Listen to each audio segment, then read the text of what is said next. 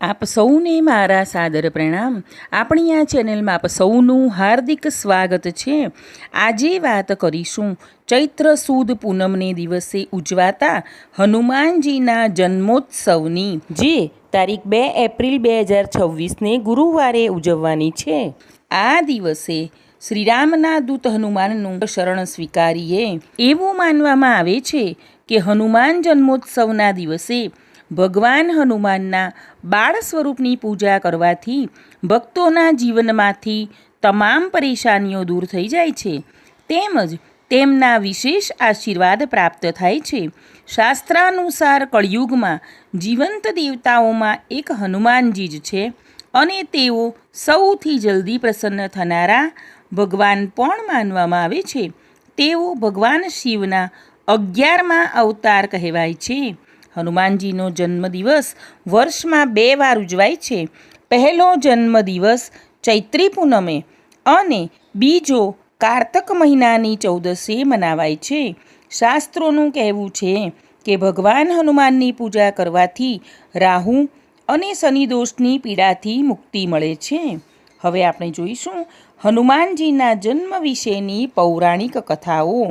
ચૈત્ર સુદ પૂર્ણિમાએ હનુમાનજીનો જન્મ થયો હતો.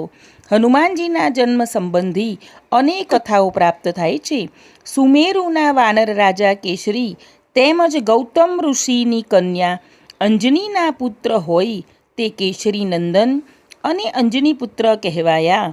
શિવપુરાણ અને ભવિષ્ય પુરાણની કથાઓ પ્રમાણે શિવ અને વાયુ બંને દેવોના અંશથી હનુમાનજીનો જન્મ થયો હોય તે શિવ અને વાયુદેવના અંશાવતાર ગણાય છે.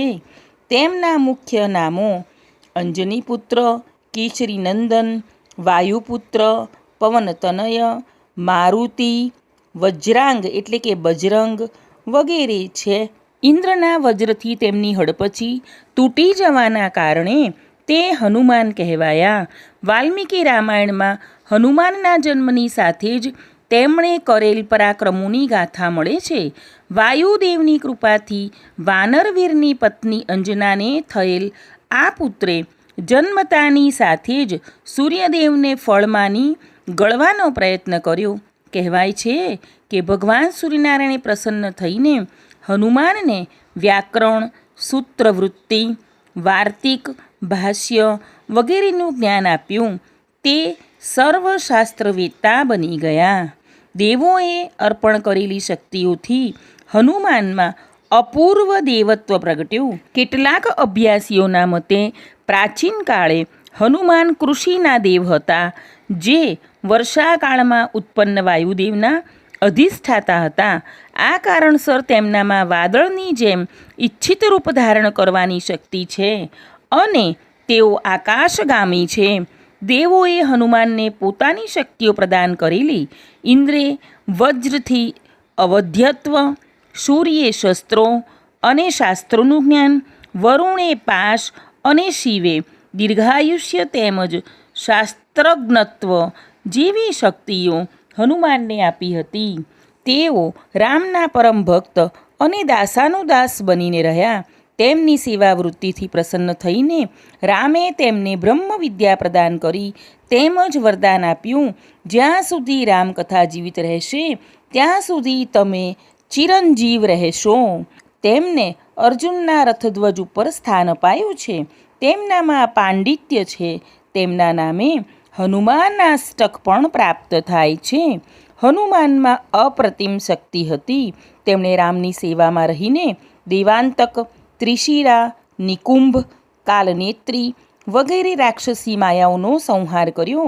રાવણ ઉપર વિજય મેળવ્યા પછી અયોધ્યામાં રામના રાજ્યાભિષેક માટે હનુમાન 4 સમુદ્રો અને 500 નદીઓનું જળ લઈ આવ્યા હતા.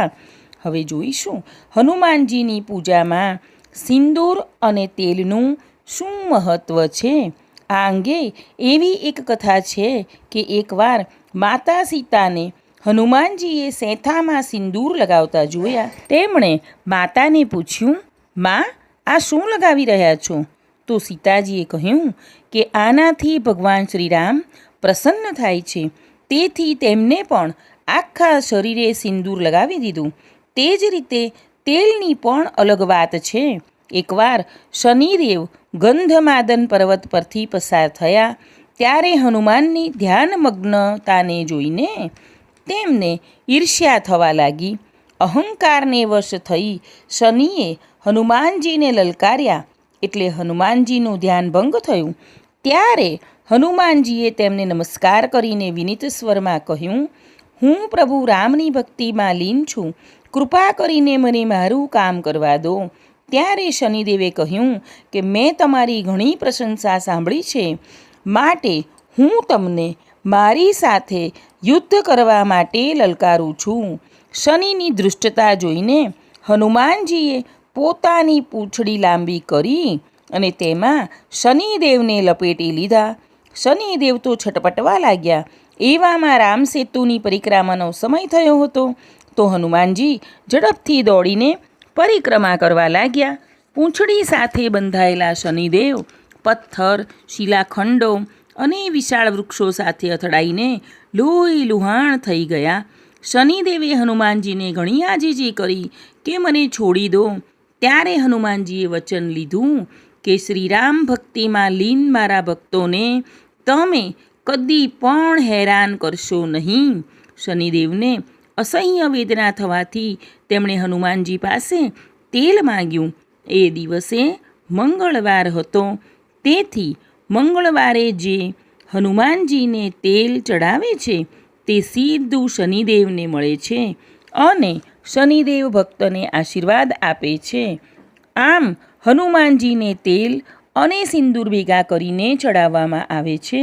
આજે પણ અસાધ્ય રોગ કે કોઈ પીડામાંથી રાહત મેળવવા ભક્તો પ્રભુને વિનંતી કરતા કહે છે કે નાસે રોગ હરે સબ પીરા, જપત નિરંતર હનુમંત બીરા.